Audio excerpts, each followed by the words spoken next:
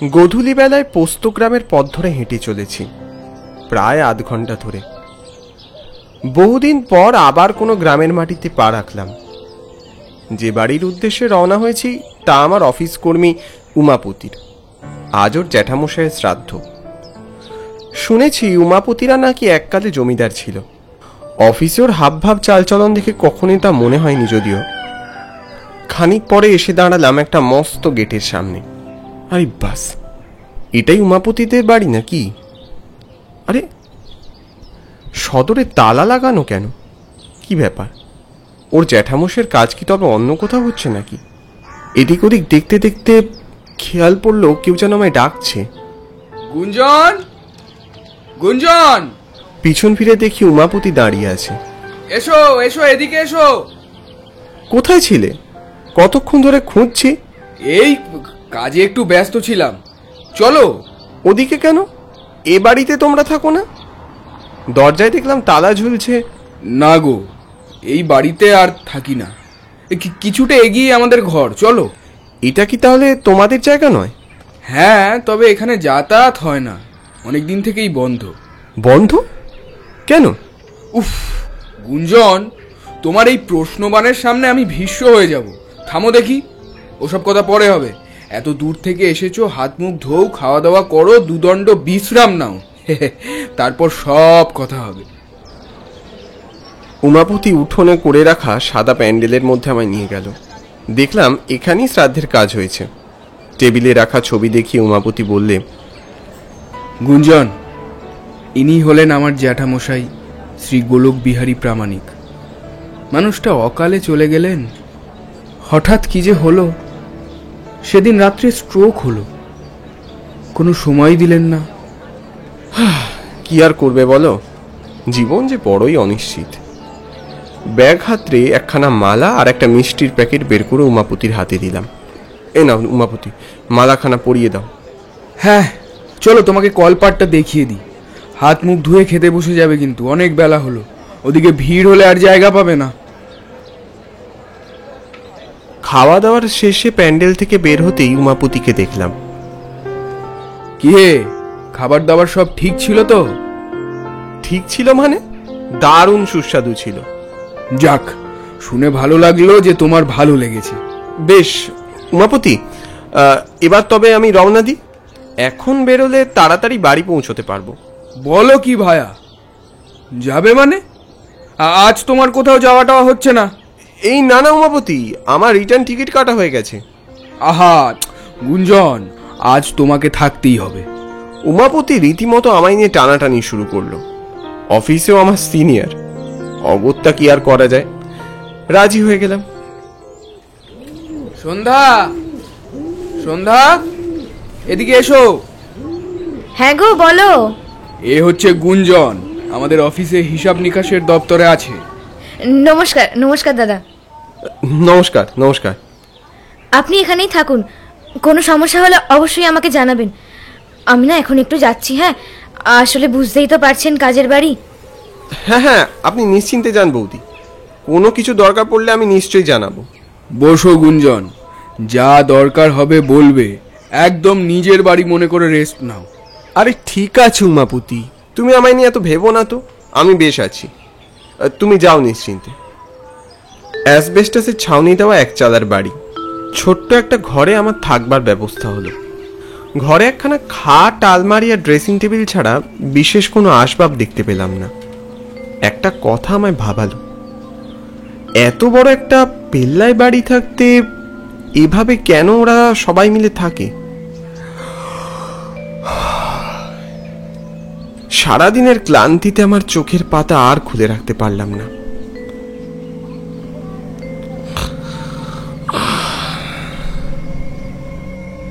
কি দরকার ছিল যেটা বসে ওই বাড়ি যাওয়ার? এবার বিয়ে করে প্রাণটা দিতে হলো তো। কি সব কানা ঘুষে ঘুমটা ভেঙে গেল। চোখ মেলতেই সামনে দেখলাম উমাপতি দাঁড়িয়ে। আহা, উঠলে কেন? বেশ তো ঘুমোচ্ছিলে। না গো, ওই চোখটা একটু লেগে গিয়েছিল। তুমি বসো না। বসবো পরে, আগে তোমার চায়ের বন্দোবস্ত করি, দাঁড়াও। সন্ধ্যা, সন্ধ্যা, এই গুঞ্জনের চায়ের বন্দোবস্ত করো। হ্যাঁ যাই, আমি হাতের কাজগুলো সেরেই যাচ্ছি। আচ্ছা উমাপতি, কিছু যদি মনে না করো তোমায় একটা কথা জিজ্ঞেস করি। আরে এত দ্বিধা কিসের? হ্যাঁ, স্বাচ্ছন্দ্যে বলো।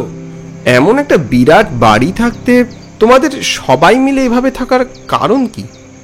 দেখো গুঞ্জন, তোমাকে আর কি বলি, ওই বাড়ি আমাদের প্রপিতামহ করেছিলেন। সময়ের সাথে সাথে ওই জমি জায়গা সবই ভাগবাটোয়ারা হয়ে যায়। তারপর কোনো এক অজ্ঞাত কারণে শুনেছি ওই বাড়ি বসবাসের অযোগ্য হয়ে যায়। গ্রামে রটে গেছে এ বাড়িতে নাকি অতৃপ্ত আত্মারা থাকে। আত্মা? ওসব আবার হয় নাকি? বাদ দাও। আচ্ছা উমাপতি, আমি একটু বাথরুমে যাব। হ্যাঁ হ্যাঁ, যাও না। ঘর থেকে বেরিয়ে সোজা হেঁটে বাম দিকে, আর টর্চটা নিয়ে যেও কিন্তু। আচ্ছা বেশ, দাও। বাথরুম থেকে বেরিয়েই হাতে থাকা টর্চের আলো চারপাশে ফেলতেই নজরে এলো সেই বিরাট বাড়ির পিছন দিকের খানিক অংশ। কাদা জল মেশা ছোট ঘাসে বেষ্টিত পথ ধরে এগিয়ে গেলাম বাড়িটার দিকে। গাঢ় অন্ধকারের মধ্যে দানবের মতো দাঁড়িয়ে আছে বাড়িটা। টর্চের জোরালো আলোতে নজরে এলো বাড়ির বিভিন্ন খাঁজে বিস্তৃত থাকা শ্যাওলার পুরো আস্তরণগুলো। ফিরে আসতে যাব, এক পলকে নজর গিয়ে পড়ল ভাঙা জানলাটার উপর। নামি জানলা, দৈর্ঘ্য প্রস্থে যেন দরজাকেও টক্কর দেয়। ভিতরে আলো ফেলতেই একরাশ ধোঁয়া ছাড়া চোখে কিছু দেখতে পেলাম না। তবে মনে হলো এই ঘরে যেন কোনো প্রাণের অস্তিত্ব রয়েছে। গুঞ্জন, গুঞ্জন! চমকে উঠলাম। এই রে, উমাপতি ডাকছে। হ্যাঁ বলো। কোনো সমস্যা হলো নাকি আবার? আমি যাব? কোনো সমস্যা হয়নি, আমি ফিট অ্যান্ড ফাইন আছি। তবে এত দেরি কেন? চা যে শরবত হয়ে গেল। এই তো যাই। ঘরে প্রবেশ করতে উমাপতি হাঁপ ছাড়ল। কি ব্যাপার গুঞ্জন, এত দেরি হলো কেন তোমার? ও কিছু নয়, অন্ধকার ছিল তো তাই আসতে একটু দেরি হলো। হঠাৎই বাইরে কোলাহলের শব্দ পেলাম। চমকে দরজার দিকে তাকাতেই দেখলাম সন্ধ্যা আর তার সাথে একটি বিধবা মহিলা একটি ছেলেকে মারধর করতে করতে এগিয়ে নিয়ে আসছে। আর নেশা করবি, অসভ্য ছেলে! বড় বার বেড়েছে তোর। আজ তোর একদিন কি আমার একদিন নেশা করা। হ্যাঁ, আজ তোর বাবা থাকলে এদিন আমায় দেখতে হতো না। সবই আমার কপাল, সব আমার কপাল। তুই কেন নেশা করেছিস বাবা দিনু? তোর মায়ের কথাটা একটুও তুই ভাববি না? আমি নেশা করিনি গো জেঠি, এই তুমি অন্তত বিশ্বাস করো। তাহলে অন্ধকারের মধ্যে ওখানে কি করছিলি? আহা, ওকে মারছো কেন? কি হয়েছে? সাধে কি মারি বার্তা? এখন আবার নেশা ভান করা শিখেছে। আমি নেশা করিনি জেঠু, আমি নেশা করিনি। আমি জানি না গো কি করে গেলাম ওখানে। আমি তো ঘুমোচ্ছিলাম ঘরে। আচ্ছা আচ্ছা, ওকে আর মেরো না। সন্ধ্যা, তুমি ওকে ঘরে নিয়ে যাও। যা বাবা যা, এমন করিস না তোরা মাঝে মাঝে। আজকের দিনে আবার এসব অশান্তি। কি ব্যাপার উমাপতি, ও কে? দিনু আমার খুড়তুতো ভাই শ্যামাপতির ছেলে। ভাই আমার অকালেই চলে গেল জানো। দিনু ওরই সন্তান। জানোই তো, সন্ধ্যা আর আমি নিঃসন্তান। দিনুই আমাদের ছোট্ট প্রদীপের শিখা। তবে তোমার বাবারা 3 ভাই? হ্যাঁ, আমার বাবা গোকুল বিহারী আর কাকা গগন বিহারী অনেক আগেই মারা গেছেন। আর এখন জ্যাঠামশাইও চলে গেলেন। বাড়িটা অভিভাবকহীন হয়ে গেল জানো। আচ্ছা, আমি ওদিকটা একটু দেখে আসি বরং। হ্যাঁ হ্যাঁ যাও। তাহলে বোধহয় ওই বাড়ির কাছে দিনুই ছিল। আমি অযথাই ভুলভাল ভাবছিলাম। রাতের খাওয়া শেষ করে গভীর রাতে একটু পায়চারি করছিলাম। আবারও নজর পড়ল ওই বাড়িটার উপর। ওই বাড়িটা যেন আমায় কি এক অমোঘ আকর্ষণে টানছে। বিলম্ব না করে এগিয়ে গেলাম বাড়িটার সেই ভাঙা জানলাটার দিকে। জানলা থেকে আমার দূরত্ব হাতখানেক হবে। ঘরে ফিরে যাওয়ার উপক্রম করছিলাম। পিছন ঘুরে মাটির দিকে তাকাতেই আত্মারাম খাঁচা ছাড়া হয়ে গেল। সাপ এলো কোত্থেকে? কি করি এখন? এত রাতে কাউকে ডাকবই বা কি করে? পিছু হাঁটতে হাঁটতে জানলাটায় হঠাৎ ধাক্কা লাগলো। কোনো উপায় না দেখে প্রাণ বাঁচাতে জানলা দিয়ে খুব কষ্ট করে ঢুকে পড়লাম সেই ঘরের ভিতর। ভোরের আলো ফোটার অপেক্ষায় হাত গুটিয়ে বসে থাকা ছাড়া অন্য কোনো উপায় তো দেখলাম না। হঠাৎই আলোর এক বলিরেখা দেখতে পেলাম। কৌতূহল নিয়ে আলোর উৎস খুঁজতে ঘর পেরিয়ে অন্দরে প্রবেশ করতেই যা দেখলাম তার জন্য আমি বিন্দুমাত্র প্রস্তুত ছিলাম না। উমাপতি টেবিলের সামনে বসে খসখস করে কি সব লিখে চলেছে। ওকে ডাকতে যাব, দেখলাম উমাপতি অদৃশ্য হয়ে গেল হঠাৎ। দৌড়ে জানলার সামনে গিয়ে তাকাতেই দেখলাম একটা অদ্ভুত ব্যাপার। দূর থেকে দেখতে পেলাম একটা ধোঁয়ার কুণ্ডলী অ্যাসবেস্টাস অব্দি পৌঁছে কোথায় যেন মিলিয়ে গেল। এসব কি অদ্ভুত ঘটনা ঘটে চলেছে। জানলার পাশে রাখা টেবিলের ওপর একগুচ্ছ কাগজপত্র দেখলাম। ভালোভাবে দেখতেই বুঝলাম এটা একটা দলিল, বহু পুরনো। নিচে একটা টানা হাতের সিগনেচার, গগন বিহারী প্রামাণিক লেখা। গগন বিহারী কার নাম? ও, উমাপতির কাকা। মানে চমকে উঠলাম। দরজার দিকে তাকাতেই দেখলাম একটা ছেলে ঘরের দিকে আসছে। আরে ও তো দিনু। আমি এগিয়ে দরজার কাছে গেলাম। কেমন যেন অস্বাভাবিক দেখাচ্ছে ওকে। শূন্য দৃষ্টিতে নির্বিকার চিত্তে কেমন যেন হেঁটে চলেছে। দিনু, দিনু কোথায় যাচ্ছ? দিনু, এই যে আমি। আমার ডাক যেন ওর কান অবধি কিছুতেই পৌঁছলো না। পাশের ঘরে ঢুকতেই সজোরে দরজাটা বন্ধ হয়ে গেল। পর মুহূর্তে ঘরের ভিতর থেকে প্রচন্ড দরজা ধাক্কানোর শব্দ আর সেই অদ্ভুত চিৎকার। খুলে দাও না, এই মোর্দা, মেজদা, বিশ্বাস করো, আমি সব দিয়ে দেবো। আমায় এখান থেকে বের করো। ওই বেদনা জড়ানো স্বর আমার হৃদয়কে কাঁপিয়ে দিল। এক ধাক্কায় খুলে দিলাম দরজাটা। দরজা খুলতেই দেখলাম জীর্ণ শীর্ণ একটা দেহ মাটিতে লুটিয়ে পড়ে আছে, পায়ে শিকল বাঁধা, চারপাশ চূড়ান্ত রকমের অপরিষ্কার। ওষুধের শিশি, ইনজেকশন, ফাইল। এক মুহূর্তের জন্য মনে হলো ওটা দিনু। দিনু, দিনু! ছুটে গিয়ে ওকে তুলতে গেলাম। কাঁধ ফেরাতেই দেখলাম ওটা দিনু নয়, উমাপতি। উমাপতি, উমাপতি, কি হয়েছে তোমার? চোখ খোলো উমাপতি। উমাপতির বন্ধ দু চোখ খুলে গেল। সেই ভয়ানক অক্ষিকোটর আমি জীবনেও ভুলব না। ভয়ে আমার সারা শরীর ঠান্ডা হয়ে গেল। ফিরে আসতে গিয়ে খেয়াল হলো আমি যেন চলার শক্তি হারিয়েছি। এসব কি হচ্ছে আমার সাথে? উমাপতি, উমাপতি, কি করছো এসব? ভয়ানক শরীরটা নিয়ে উঠে দাঁড়ালো। উমাপতির মধ্যে আমি মাঝে মাঝে দিনুকেও দেখতে পাচ্ছি। ও ঈশ্বর, কি হচ্ছে আমার সাথে? এটা তোদের চাই, তাই না? এসব কি উমাপতি? এসব কি বলছো তুমি? আমি কিচ্ছু বুঝতে পারছি না। উমাপতি আমায় ঘিরে পাগলের মতো ঘুরতে শুরু করলো। বেমান, তোরা বেমান, সব কটা বেমান।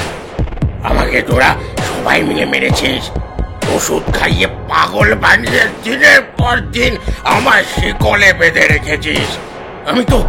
আমি তো বাঁচতে চেয়েছিলাম, বাঁচতে চেয়েছিলাম, কিন্তু তোরা পাপিষ্ঠের দল, তোদের কোনো ক্ষমা নেই। আমাকে মেরে গুম করে দিয়েছিস, আর আমার শ্যামাকেও ভুল বুঝিয়েছিস তোরাই। উমাপতি আমার গলা টিপে ধরলো। উমাপতি, আমায় ছাড়ো, ছেড়ে দাও। হঠাৎই মুখে টর্চের আলো এসে পড়লো সেই ভাঙা জানলা দিয়ে। কে ওখানে? আমি এক ধাক্কায় ওই ভয়ঙ্কর শরীরটাকে ঠেলে সরিয়ে এক ছুটে জানলা দিয়ে বেরিয়ে গেলাম। উমাপতি সামনে দাঁড়িয়ে। উমাপতি, তুমি তাহলে ওখানে? ওকে, কি হচ্ছে? গুঞ্জন, তুমি এখানে কি করছো? কেন এসেছো এখানে? তুমি ওকে বলো, এই বাড়িতে সব কি চলছে? আমার কিচ্ছু মাথায় ঢুকছে না। আমি তোমাকে পরে সব বলবো। দেখো না, দিনুকে খুঁজে পাচ্ছি না। ছেলেটা রাত্রিবেলা কোথায় যে চলে গেছে। দিনু এ বাড়িতেই আছে, এ বাড়িতেই আছে। কি বলছো? কই দেখি। উমাপতি হন্তদন্ত হয়ে এগিয়ে গেল।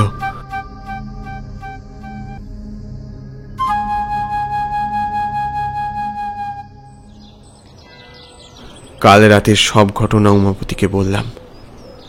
সব শুনেও খানিক স্তম্ভিত হয়ে রইল। তুমি আমাকে ক্ষমা করো গুঞ্জন। আমি না তোমায় কাল রাতে থাকতে বলতাম, আর না তোমার জীবন এমন ভয়ানক সংকটে পড়তো। তবে আমরা সবাই তোমার কাছে খুব কৃতজ্ঞ জানো। তুমি না থাকলে আমরা দিনুর খোঁজ কখনোই পেতাম না। আহ, এসব আবার কি হচ্ছে উমাপতি? তুমি এবার আমায় প্লিজ বলবে যে আসল ঘটনাটা কি?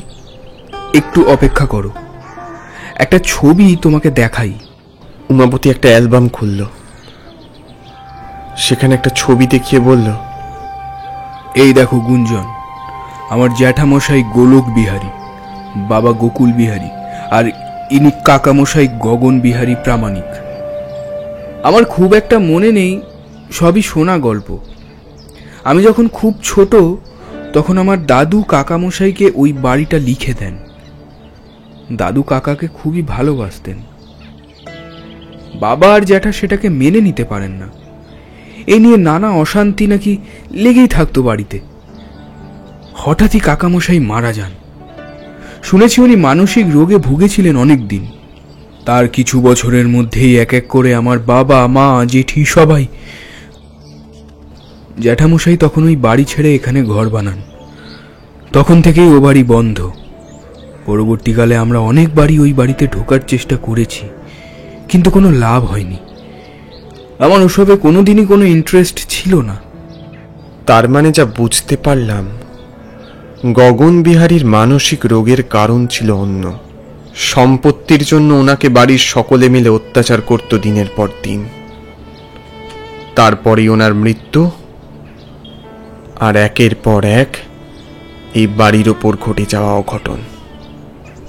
এখন পুরো বিষয়টা আমার কাছে দিনের আলোর মতো স্পষ্ট। তার মানে গগন বিহারীর আত্মা এখন তার নাতি দিনুকে ওই বাড়ি দিয়ে মুক্তি পেতে চান। আসি উমাপতি, আবার অফিসে দেখা হবে। হ্যাঁ, সাবধানে যেও। বেলা বেড়েছে। সবাইকে বিদায় জানিয়ে আমিও বাড়ির উদ্দেশ্যে রওনা দিলাম। রাতের ভয়াবহতা সূর্যের প্রখর রৌদ্রে ফিকে পড়ে গেছে। সত্যি, এমন প্রখর রৌদ্র যে কত মহত্ব রাখে, এমন রাত না কাটালে বুঝতাম না।